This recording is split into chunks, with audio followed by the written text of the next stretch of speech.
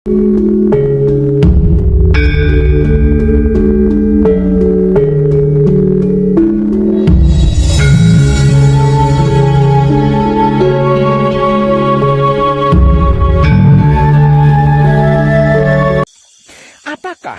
kita bisa bertatap muka secara langsung dengan Allah dan manunggal jati dengannya? Inna lillahi wa inna ilaihi rojiun. Semua berasal dari Allah dan akan kembali kepada Allah. Kenapa ragu? Kenapa bimbang? Mari kita simak ulang surat Al-Baqarah ayat 1 yang berbunyi Alif Lam Mim. Jika ayat ini kita renungi secara sadar, pasti akan muncul pertanyaan. Pertanyaannya, mengapa tidak dibaca alam atau alim? Kok tulisannya begitu? Kan tulisannya begitu. Kok harus dibaca alif lam mim, tidak alam atau alim? Sesungguhnya hanya Allah yang mengetahui artinya. Yang mengetahui Allah hanya Allah, maka jadilah Allah. Agar supaya mengetahui Allah. Dan tenang. Huruf alif adalah milik Allah. Lam untuk Rasul atau utusan. Yang tak lain dan tak bukan adalah ruhnya sendiri. Yaitu ruh suci atau ruh kudus atau Gusti. Yang dalam istilah Jawanya berarti maksud guru sejati. Yang sering saya bahasakan sebagai hidup. Dan mimnya untuk Muhammad sebagai insan, manusia atau makhluk maksudnya. Antara alif dan mim ada lam. Antara Allah dan manusia ada apa? Hayo. Ada roh suci, ada roh kudus, ada Gusti. Yang dalam istilah Jawanya berarti maksud guru sejati. Yang sering saya bahasakan sebagai hidup. Inilah jalannya, inilah cara dan tekniknya, inilah jembatannya, inilah metodenya.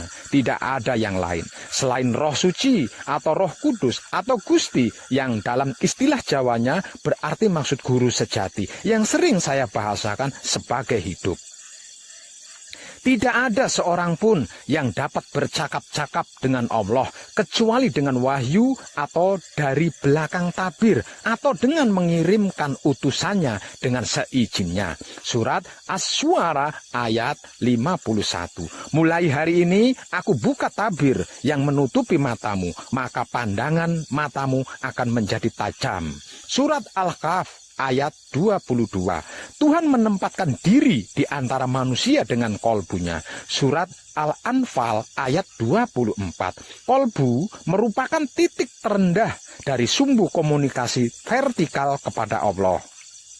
Tabir akan menjadi transparan dan akan menjadi kabel penghubung untuk berkomunikasi dengan Allah. Manakala kita bersungguh-sungguh menujunya dengan kebersihan pikiran, hati, dan kelamin yang terjaga kebersihannya. Percayalah, inilah kitab yang tiada diragukan. Suatu petunjuk bagi mereka yang takwa, yaitu mereka yang beriman kepada Allah. Surat Al-Baqarah ayat 2 dan 3.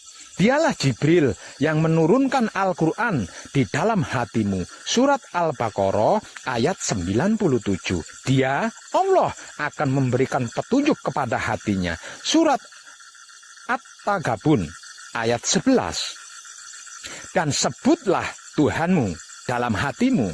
Surat Al-Araf ayat 205. Itulah kitab yang kekal yang berada di dalam diri kalian. Itulah Al-Quran sejati yang ada di dalam diri kalian. Itulah guru sejati yang ada di dalam diri kalian sendiri. Kenapa kita menodainya dengan kemelekatan-kemelekatan dan kotoran-kotoran duniawi? Kenapa? Mengapa? Bukankah kita telah membacanya? Lalu, kenapa dan mengapa kita melanggarnya? Apabila memang benar-benar bersungguh-sungguh ingin berjumpa dengan Tuhan dan manunggal jati dengannya, tidak perlu apa-apa dan tidak usah kemana-mana. Tidak butuh biaya mahal dan rialat ritual serta bertapa tahun-tahunan. Gratis, bahkan tidak ada undang-undang pajaknya. Cukup bersihkan saja pikiran, hati, dan kelaminmu. Kemudian jagalah kebersihannya agar tidak terkotori lagi. Maka Dia sendiri yang akan menjadi jalannya, menjadi caranya, menjadi tekniknya, menjadi jembatannya, dan menjadi metodenya. Kalau sudah begitu, tinggal ngikut saja kan? Dan pasti akan bertemu wahyu pancagaib, dan pasti lagi mengerti dan memahami bahwa wahyu pancagaib itu hanya bisa dilakukan dengan menggunakan sifat dan sikapnya wahyu pancagaib itu sendiri, yaitu wahyu pancalaku, yang selama ini kita sebut-sebut sebagai iman. Dan hanya dengan menggunakan wahyu pancagaib yang dilakukan dengan menggunakan sifat dan sikapnya wahyu pancagaib itu sendiri, yaitu wahyu pancalaku atau iman, inilah kita bisa menghancur luluhkan diri kita sendiri dari keakuan, ego, pamrih, dan arogan. Sehingganya Roh Suci atau Roh Kudus atau Gusti, yang dalam istilah Jawanya berarti maksud guru sejati, yang sering saya bahasakan sebagai hidup, akan muncul memperlihatkan jamalnya. Aku dan aku salin bertemu dan berdialog.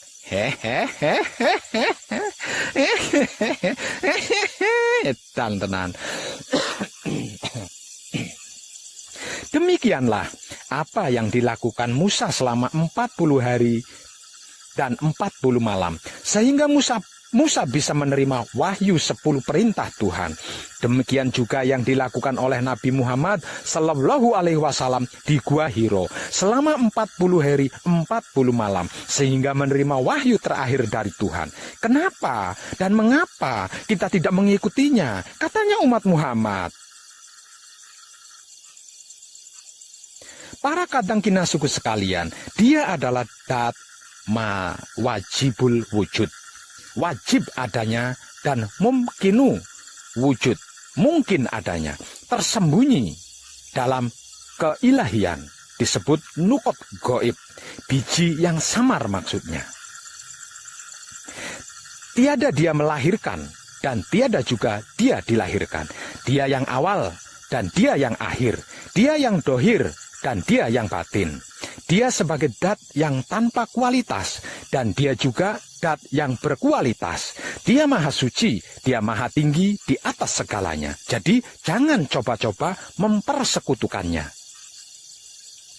Dia dat yang maha luas, tanpa keterbatasan asma dan sifat serta sikap, tanpa keterbatasan ruang dan waktu, karena memang belum ada ruang dan waktu, belum ada Alkitab, belum ada Al-Quran dan hadis, belum ada aksara dan suara apapun. Tidak ada apa-apa ketika bersamanya, apa-apa tidak ada, suwung, kosong, hampa. Dia ada dan tidak ada apa-apa di sekitarnya. Dalam keheningan patrap samadhi, nikmatilah dengan kesadaran rasa keberadaannya di dalam pikiran, hati, dan kelamin yang terjaga kebersihannya. Ketika pikiran kita bersih, tersebut baitul makmur. Ketika hati kita bersih, tersebut baitul muharam. Ketika kelamin kita bersih, tersebut baitul muqaddas atau maqdis. Itulah rumah Tuhan yang sejati, yang sesungguhnya, yang dibuatnya sendiri dan bukan dibuat dari batu, bata, tanah, semen, dan lain-lain. Dia adalah zat mutlak tanpa bentuk, tidak bisa ditanggapi oleh siapapun, tidak terpikirkan oleh akal, tidak terbayangkan, dan tidak bisa diketahui oleh pikiran, hati, dan kelamin yang kotor. Dia di luar jangkauan konsepsi. Dia dat awal yang maha suci dari seluruh sifat dan sikapnya yang selalu terbaharui di setiap detiknya. Walaupun demikian, dat mutlak ini akan menampakkan diri keluar dari kemurniannya karena dia hendak memperkenalkan dirinya kepada seluruh makhluknya melalui proses laku spiritual hakikat hidup yang sering saya istilahkan sebagai laku murni menuju suci bagi pemula dan laku suci menuju abadi untuk yang bukan pemula. Mulai dari huwa menjadi ana.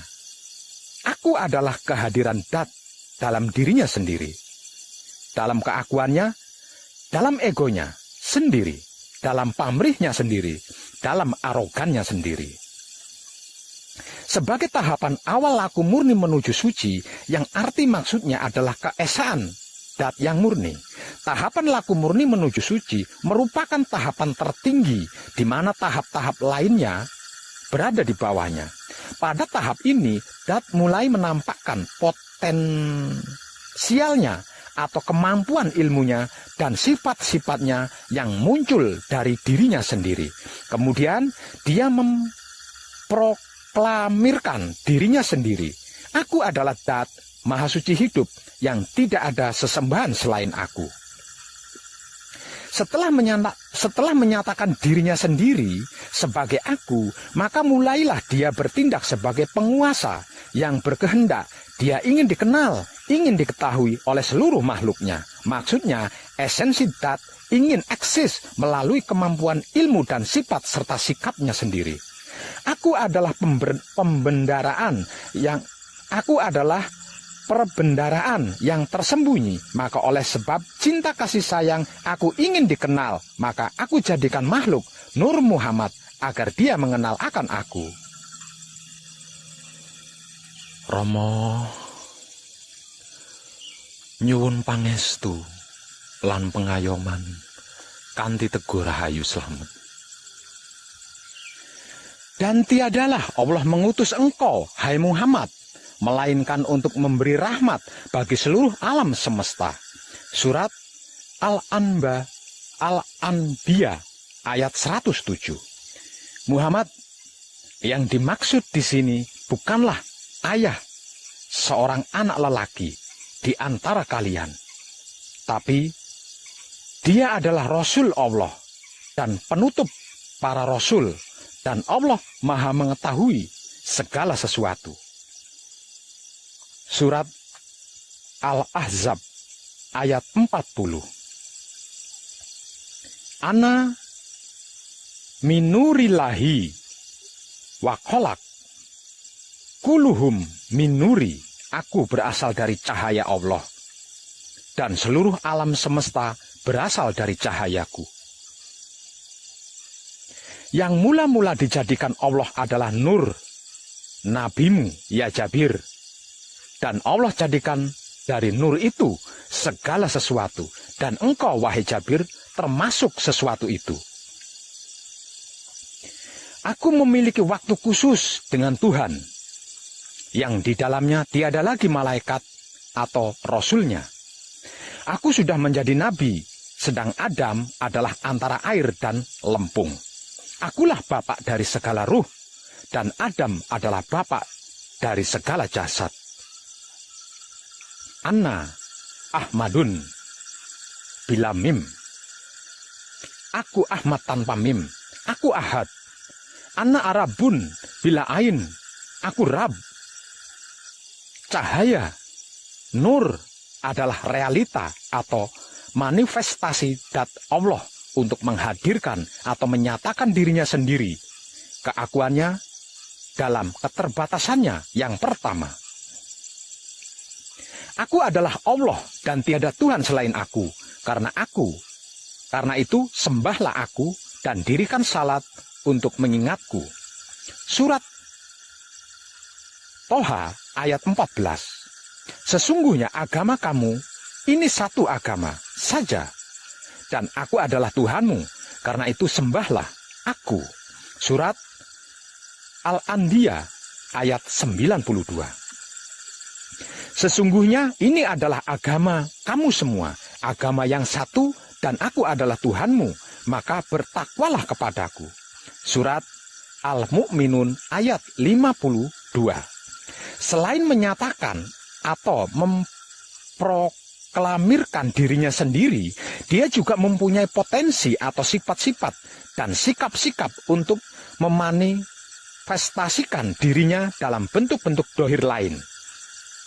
Tahapan ini disebut sebagai manunggal jati atau hakikat penyatuan insani yang sesungguhnya, yang merupakan keterbatasan yang kedua, di mana pada tahapan ini Dat bisa dipahami oleh panca indera. Selanjutnya, manunggal jati dalam rinciannya akan sampai menjadi insan kamil, sampai menjadi debu akhirnya musnah kembali kepada Allah, abadi dengan kesempurnaannya yang langgeng. Seperti firman-Nya, segala sesuatu akan musnah kecuali wajah-Nya.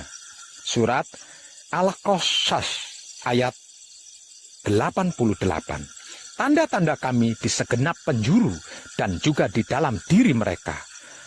Surat Fusilat ayat 53. Dat Allah meliputi segala sesuatu. Fusilat ayat 54. Di bumi itu terdapat tanda-tanda bagi orang-orang yang iman dan juga di dalam dirimu. Apakah kamu tidak memperhatikan? Surat Ad-Dariyat ayat 21. Pada tahapan manunggal jati, Dat Maha Suci hidup bisa berada di dalam diri setiap insan dan dalam sebuah gunung, di dalam sebutir pasir, bahkan di dalam debu sekalipun. Ingat, Dia ada di mana-mana, namun tetap dalam keesaannya. Dia tidak kemana-mana. Percayalah. Berdasarkan penjelasan tadi, di dalam memanifestasikan dirinya sendiri untuk keluar dari kemurniannya dan menampakkan dirinya sampai bisa dipahami serta bisa diraba, dirasakan secara nyata oleh panca indera adalah melalui 3 tahapan penurunan. Mulai dari dia, laku murni menuju suci. Ulu, hia, dalam keilahian, laku suci menuju abadi. Ahadiyah menjadi aku, kumpul, nunggal, suci atau kunci. Rama nyuwun pangestu lan pengayoman. Selanjutnya, aku adalah sebagai penguasa yang maha sempurna dan juga sebagai sang pencipta yang maha abadi. Manunggal jati atau sejatine manunggal. Tahapan manunggal jati adalah merupakan tahapan tertinggi, di mana tahapan di bawahnya yaitu tahapan ahadiyah, keesaan Dat, juga disebut sebagai Baitul Makmur atau pikiran, yang arti maksudnya adalah keesaan Dat yang murni sebagai hakikat nur Allah.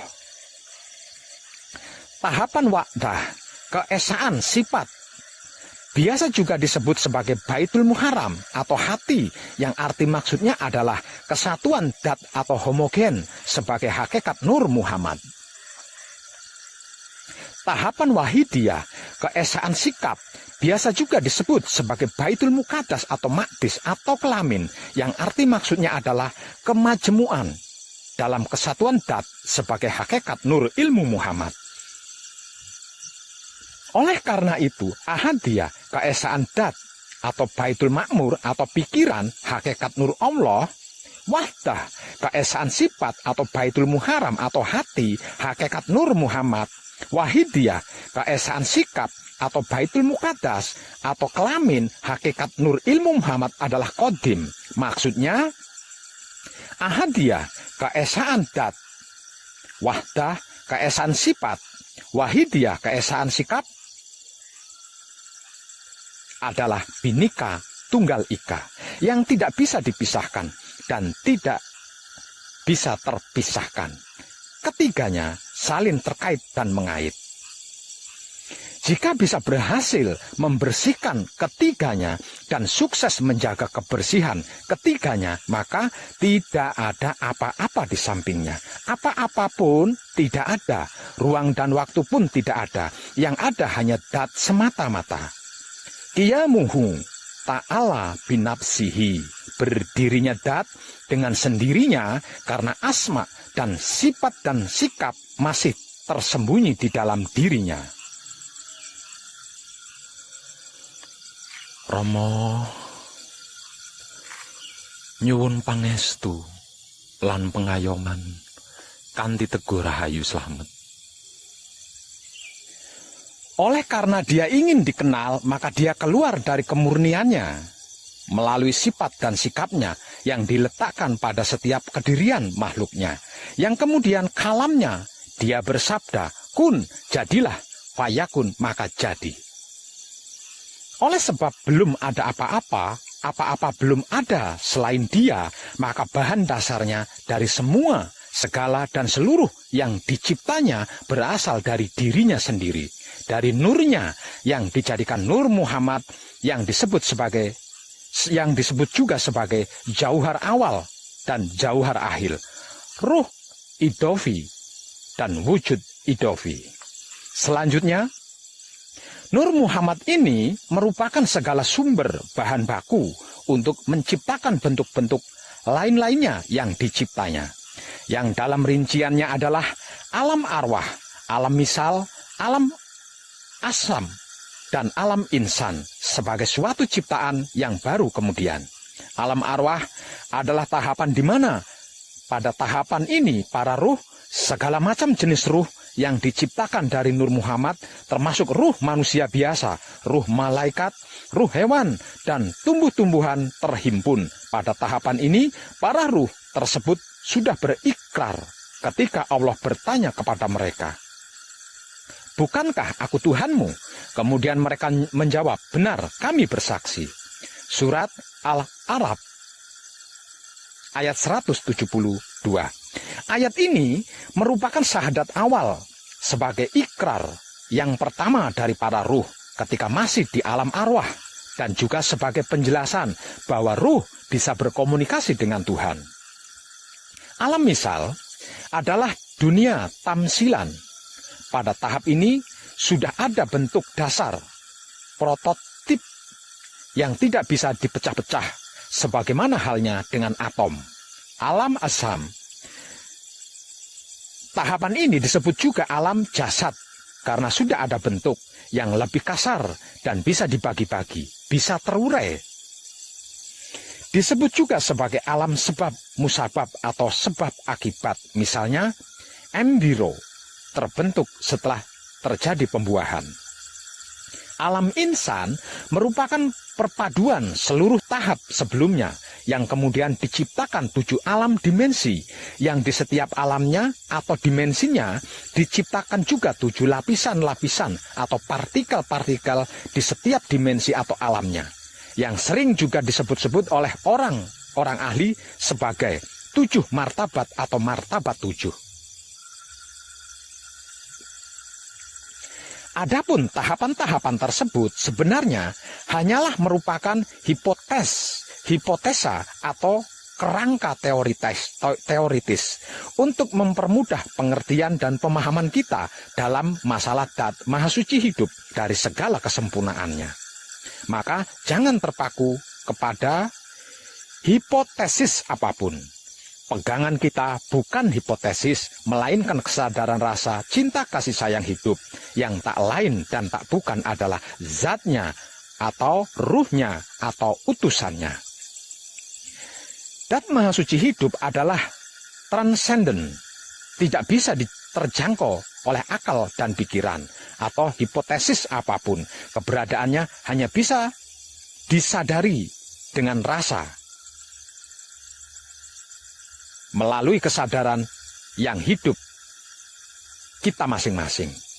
Dengan demikian, manifestasi diri dat menjadi lengkap, mulai dari kesempurnaan, keabadian dalam keilahian yang tanpa kualitas, tansis, meluas ke penguasaan, rububiyah yang berkualitas, tasbih, sampai kesementaraan, yaitu hakikat insan, mulai dari kecerdasan alam semesta, insan kamil sampai menjadi debu. Hingga akhirnya kembali kepada dat, dari dat kembali kepada kekekalan dat. Itulah hukum kekekalan dat yang imanes, dat di dalam dat. Di dalam lautan ahadiyah terbentuk satu gelombang wahdah. Dari satu gelembung tersebut muncul gelembung-gelembung lain yang banyaknya sangat tak terhingga. Wahidiyah, bila gelembung-gelembung tersebut pecah, maka mereka akan kembali ke dalam lautan ahadiyah yang tenang dan tentram, sempurna, langgeng abadi, tan kenaning wah gingsir. Edan tenan. Romo, seorang yang beriman manakala mendengarkan kemanunggalan jati atau kesempurnaan abadi akan bergejolak pikirannya, akan bergetar hatinya, dan berdenyut kelaminnya. Pikirannya yang mana? Hatinya yang mana? Kelaminnya yang mana? Bila yang dimaksud dengan pikiran, hati, dan kelamin adalah inti, maka di setiap sel, bahkan setiap atom di tubuh kita mempunyai inti, yaitu aku bertahta atau bersinggasana di dalam Baitul Makmur yang berada di dalam kepala Adam. Di dalam kepala ada otak atau ubun-ubun. Di dalam ubun-ubun ada manik. Di dalam manik ada budi. Di dalam budi ada nafsu. Di dalam nafsu ada sukma. Di dalam sukma ada rasa. Di dalam rasa ada aku. Aku bertahta atau bersinggasana di dalam Baitul Muharram. Itu rumah tempatku berdiri di dalam dada Adam. Di dalam dada ada hati. Di antara hati ada jantung. Di dalam jantung ada budi. Di dalam budi ada angan-angan. Di dalam angan-angan ada sukma. Di dalam sukma ada rasa. Di dalam rasa ada aku. Aku bertahta atau bersinggasana di dalam Baitul Muqaddas atau Maqdis yang merupakan tempat suciku yang berada di dalam kelamin Adam. Kelamin adalah penis atau kontol. Di antara penis atau kontol ada pelir atau peler. Di dalam peler atau pelir ada nutfah atau mani. Di dalam mani ada madi. Di dalam madi ada wadi. Di dalam wadi ada manikem. Di dalam manikem ada rasa. Di dalam rasa ada aku. Kurang jelaskah? Kurang pastikah? Bila seorang mukmin bisa menggejolakkan pikirannya, maka setiap inti sel tubuhnya akan turut bergejolak. Dan aku pun ikut bergejolak di dalamnya. Bila seorang mukmin bisa menggetarkan hatinya, setiap inti sel tubuh akan turut bergetar. Dan aku pun ikut bergetar di dalamnya. Bila seorang mukmin bisa mendenyutkan kelaminnya, setiap inti sel tubuh akan turut berdenyut dan aku pun ikut berdenyut di dalamnya. Betapa dahsyat reaksi yang terjadi kan? Pasti lebih dahsyat dari ledakan bom atom. Setiap orang memiliki potensi tersebut, sebab karena dat ilahiyah ada di dalam diri setiap orang. Bagaimana caranya untuk membangkitkan energi dahsyat yang sedang tidur itu, Pak Web? Rasulullah Shallallahu Alaihi Wasallam atau utusannya berkata, manusia itu dalam keadaan tidur. Ketika mati, barulah mereka terbangun. Arti maksudnya harus bisa mati sebelum mati, atau mati sebelum dimatikan, atau mati sak nyeruning urip, agar supaya kesadaran ruhnya bisa bangkit untuk berkomunikasi dengannya. Kekuatan dahsyat yang tidak kita sadari ini seumur hidup hingga kini ada di dalam diri kita dan tidak pernah pergi kemanapun meninggalkan kita. Ingat, di dalam diri kita, bukan di luar diri kita, di sana-sana. Bila hamba-hambaku yang merasakan kenyataanku di dalam dirinya dengan kesadaran rasanya, cinta kasih sayangku pasti akan mempersilahkan aku. Dan jika aku melakukan dalam sekejap, siang bisa aku jadikan malam, malam bisa aku jadikan siang.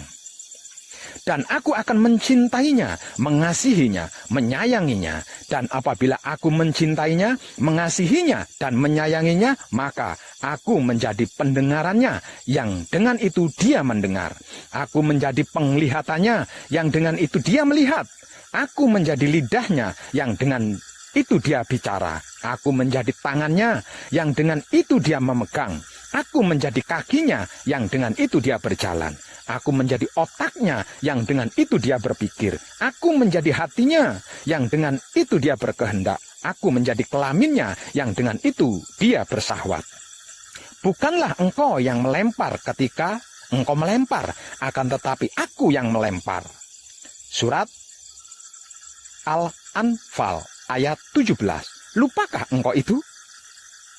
Hanya melalui kesadaran rasa cinta kasih sayangnya atau ruhnya lah kita bisa berkomunikasi dengannya. Karena ruhnya adalah dat ilahiyah. Maka dat ilahiyah dengan dat ilahiyah saling berkomunikasi, kemudian manunggal menjadi satu kesatuan. Sabda Rasulullah Shallallahu Alaihi Wasallam, aku memiliki waktu khusus dengan Tuhan, yang di dalamnya tiada lagi malaikat atau ruh Rasulnya. Artinya apa? Kenapa tiada lagi? Lah terus Muhammadnya kemana? Muhammadnya di mana? Muhammadnya lebur, larut, tenggelam, fana. Muhammadnya bakok dalam Tuhan. Manunggal jati, itulah sejatinya manunggal. Ketika ada sahabat yang bertanya, "Ya Rasulullah, apakah engkau Tuhan?" Rasulullah menjawab, "Anna Arabu bila ain."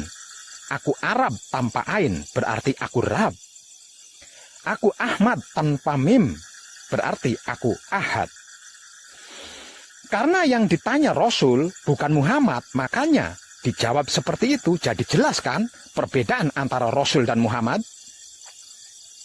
Apakah itu yang disebut manunggaling kawula Gusti dari Syekh Siti Jenar? Coba perhatikan ketika Syekh Siti Jenar ditanya bab ini. Akulah Al-Haq, kata Syekh Siti Jenar. Tidak ada Siti Jenar, yang ada Allah. Tidak ada Allah, yang ada Syekh Siti Jenar. Hamzah Fansuri, Abu Yazid, Al-Bustami, dan lain-lainnya. Mereka dianggap sesat, dianggap menyimpang, kemudian dihukum mati. Sebetulnya siapa yang sesat? Siapa yang menyimpang? Siapa takut? Kata Al-Ghazali, barang siapa yang mencari Tuhan keluar dari dirinya, maka dia akan tersesat semakin jauh. Menurut Al-Quran, katakanlah bagaimana pendapatmu jika itu datang dari sisi Allah, kemudian kamu mengingkarinya.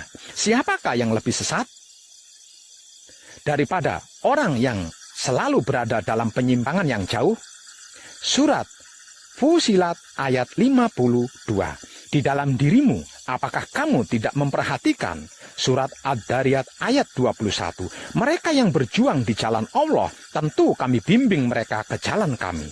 Surat Al-Ankabut ayat 69. Tuhan akan membimbing dengan cahayanya kepada cahayanya bagi yang dia kehendaki. Surat An-Nur ayat 35. Berdoalah kepadaku, niscaya ku perkenankan bagimu. Surat Al-Mu'min ayat 60. Katakanlah, hai Muhammad, jika kamu mencintai Allah, ikutilah aku, niscaya Allah mencintai kamu, dan juga mengampuni segala dosa-dosa kamu, dan sebagainya. Surat Al-Imran ayat 31. Surat Ali Imran ayat 31 adalah perintah dari Allah agar kita mengikuti Muhammad. Muhammad Sallallahu Alaihi Wasallam adalah suri tauladan bagi seluruh umat. Sifat dan sikap serta perilaku beliau dinote sebagai Al-Quran yang kedua. Berarti kita juga harus mengikuti tata cara beliau ketika di Gua Hiro.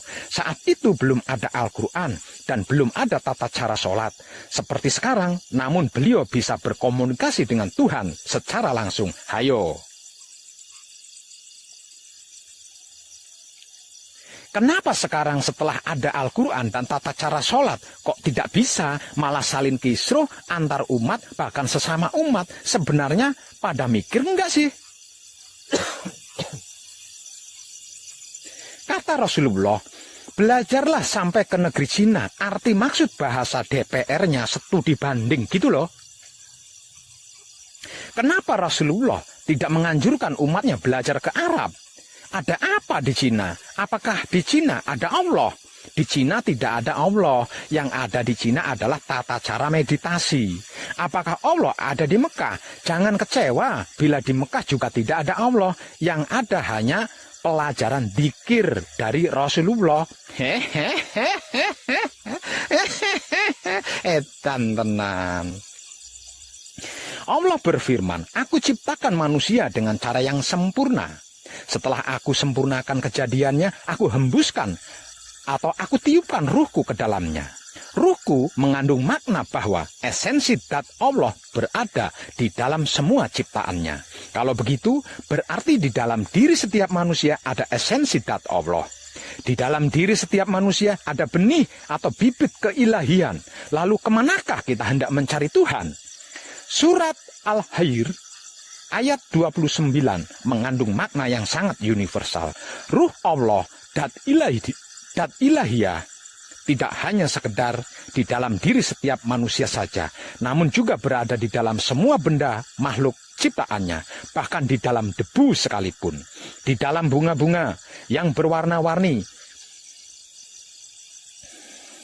sehingga nampak menjadi indah karena di dalamnya ada ruh Allah, ada dat ilahiyah. Coba renungkan dengan sadar. Tidak perlu dengan kesadaran rasa cinta kasih sayang, ketinggian nanti jatuh sakit. Cukup dengan sadar saja, apabila bunga-bunga itu hanya mempunyai satu warna putih saja, seperti bunga anggrek bulan, pasti akan membosankan. Sehingganya muncul rekayasa genetika, cara penyilangan yang bisa menghasilkan bunga anggrek bulan berwarna hitam hingga berwarna-warni. Harga bunga anggrek bulan yang hitam dan yang berwarna-warni lebih mahal daripada anggrek bulan yang berwarna putih. Kalau begitu, lalu kenapa dan mengapa kita harus membeda-bedakan sesama umat manusia berdasarkan ras atau warna kulitnya? Semua umat manusia sama di mata Allah. Yang berbeda adalah kadar keimanan dan ketakwaannya. Bukankah firman-Nya begitu? Dan di antara tanda-tanda kekuasaannya adalah penciptaan langit dan bumi, adanya aneka bahasa dan warna kulitmu. Surat Ar-Rum ayat 22. Orang yang paling mulia di sisi Allah adalah dia yang paling takwa di antara kalian. Surat Al-Hujurat ayat 13. Oleh karena sebab itu, untuk meningkatkan keberagamaan dan keberimanan, kita sudah sewajarnya dan sudah seharusnya bila di dalam perjalanan hidup, di kehidupan ini, kita melangkah dari bentuk-bentuk lahiriah, eksternal, hingga menuju kepada makna yang hakiki, yang tersembunyi di dalam diri kita, internal. Nyuwun pangestu lan pengayoman Rama. Dari makna yang tersurat kepada makna yang tersirat, bukankah seharusnya kita begitu, bro? Kata Jalaluddin Rumi, jangan terpaku pada bentuk. Bila kau bijak, ambillah mutiara dari cangkangnya. Oleh karena itu, jangan terpesona. Jalan terus, jangan berhenti di alam lahiriah. Khusus untuk umat Islam, setiap hari minimal 17 kali memohon kepada Allah, tunjukkanlah jalan yang lurus. Surat Al-Fatihah ayat 6. Kemudian Tuhan berfirman, inilah jalan yang lurus menuju kepadaku. Surat Al-Hir ayat 41. Katakanlah, inilah jalanku. Aku mengajak kamu kepada Allah dengan penglihatan yang nyata. Surat Yusuf ayat 108. Selanjutnya terserah panjenengan, apakah kita akan melalui jalan tersebut atau tidak. Manusia diberi kebebasan untuk memilih jalan mana yang akan dilaluinya. Jalan ke kiri atau jalan ke kanan, ke atas atau ke bawah. Semuanya berada dalam ketentuan hukum-hukumnya. Arti maksudnya, semua ada karmanya. Dan lagi, semua karma berada dalam keesaannya. Dan beruntunglah orang-orang yang mensucikan jiwanya, dan merugilah orang-orang yang mengotorinya. Surat Al-Syam ayat 9 hingga 10. Sesungguhnya hukum-hukum dat Maha Suci hidup sudah tercetak di dalam pikiran, hati, dan kelamin setiap manusia sebagai fitrah manusia dan fitrah Tuhan itu sendiri, serta tidak akan pernah berubah. Fitrah ini tertutup oleh ego pamrih arogan yang menodai pikiran, hati, dan kelamin, sehingga harus diinstal ulang dari laku murni menuju suci menjadi laku suci menuju abadi. Dat Maha Suci hidup atau Kanjeng Rama sejati Gusti Prabu Heru Cokrosemono adalah cahaya langit dan bumi yang meliputi alam semesta seisinya. Perumpamaannya, cahayanya adalah seperti rongga dalam dinding. Dalam rongga itu ada pelita, pelita itu dalam bola kaca. Kaca itu laksana bintang berkilau. Dinyalakan dengan minyak zaitun yang diberkati, yang tumbuhnya bukan di timur dan bukan di barat. Yang minyaknya saja hampir-hampir berkilauan dengan sendirinya, walaupun api tidak menyentuhnya. Cahaya di atas cahaya, cahayanya menuntun cahayanya kepada cahayanya bagi siapa saja yang dia kehendaki. Surat An-Nur ayat 35. Cahaya itu menerangi rumah-rumah di dalamnya. Dia berkenan untuk dihormati dan disebut namanya dan bertasbih di waktu pagi dan petang. Surat An-Nur ayat 36. Setiap cermin tidak ambil bagian dalam pengamatan. Cahaya yang terang benderang dan kegelapan cermin merupakan alat pengamatan. Walaupun cerminnya beraneka ragam, namun wajah sang pengamat tetap satu. Bila kemudian cerminnya hancur luluh, wajah sang pengamat tetap abadi. Dan kehancuran cerminnya sempurna bersamanya. Ingat, aku adalah perbendaraan yang tersembunyi. Maka oleh sebab cinta kasih sayang aku ingin dikenal. Maka aku jadikan makhluk Nur Muhammad agar dia mengenal akan aku. Aku berasal dari cahaya Allah dan seluruh alam semesta berasal dari cahayaku. Aku adalah bapak dari segala ruh dan Adam adalah bapak dari segala jasad. Katakanlah, bagiku amalku dan bagimu amalmu. Kamu tiada bertanggung jawab atas apa yang aku lakukan dan aku tiada bertanggung jawab atas apa yang kamu lakukan. Surat Yunus ayat 41. Barang siapa mengerjakan kebaikan sebesar debu, niscaya akan dilihatnya balasan dari kebaikan itu. Dan barang siapa mengerjakan kejahatan, niscaya akan dilihatnya balasan dari kejahatan itu. Surat Az-Zilzal ayat 7 hingga 8. Sucikanlah rumahku bagi mereka yang tawaf, itikaf, yang ruku dan sujud. Surat Al-Baqarah ayat 125. Apa dan di mana rumahnya? Baitul Makmur di kepala, Baitul Muharram di balik dada, Baitul Muqaddas atau Maqdis di balik celana. Dan janganlah kamu mempersekutukan aku dengan apapun. Tercerahkanlah kita semuanya. Dan salam setuhan, penuh kesadaran rasa cinta kasih sayang dari dalam lubuk hati saya, Wong Edan Bagu yang paling dalam. Selamat, selamat, selamat, rahayu, rahayu, rahayu, damai, damai, damai tentram. Saya Wong Edan Bagu ngaturaken sugeng rahayu, lirik ing sambikala, amanggih yuwana, pinayungan mring ingkang moho suci, Basuki Yuwono, teguh rahayu slamet, berkah selalu, untuk semuanya tanpa terkecuali, terutama para sedulur, khususnya para kadang konto dan kanti anom, serta sepuh saya, yang senantiasa direstui yang dat maha suci hidup. Om, Santi, Santi, Santi, Om. Wassalamualaikum warahmatullahi wabarakatuh. Terima kasih, terima kasih, terima kasih, dan salam kebajikan. Duh Gusti ingkang Maha Suci, pencipta dan penguasa alam semesta seisinya, Bapak Ibu dari segala ilmu pengetahuan, asal-usul nenek moyang semua makhluk, sungguh murka paduka yang hamba harap. Kalau penguraian kitab Purwakala warisan leluhur kami ini, yang hamba terjemahkan dalam bahasa merdeka, tanpa tedeng aling-aling, tidak sesuai dan tidak tepat dengan yang aslinya. Ini saya lakukan semata-mata demi cinta kasih sayangku kepadamu dan seluruh makhlukmu, supaya tidak ada lagi kecurangan dan kebohongan terkait tentangmu. Dengan ini, saya telah menyampaikan firman-Mu kepada orang-orang yang saya cintai, kasihi, dan sayangi.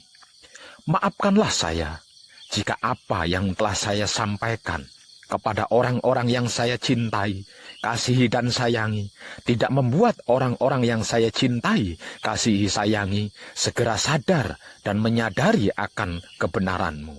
Ampunilah orang-orang yang saya cintai, kasihi, dan sayangi, dan bukakanlah pintu hati mereka, dan terangilah dengan rahmat-Mu, agar tidak ada lagi kegelapan dan kesesatan di hati orang-orang yang saya cintai, kasihi, dan sayangi. Damai di pikiran, damai di hati, damai di syahwat, damai, damai, damai tentram. Amin.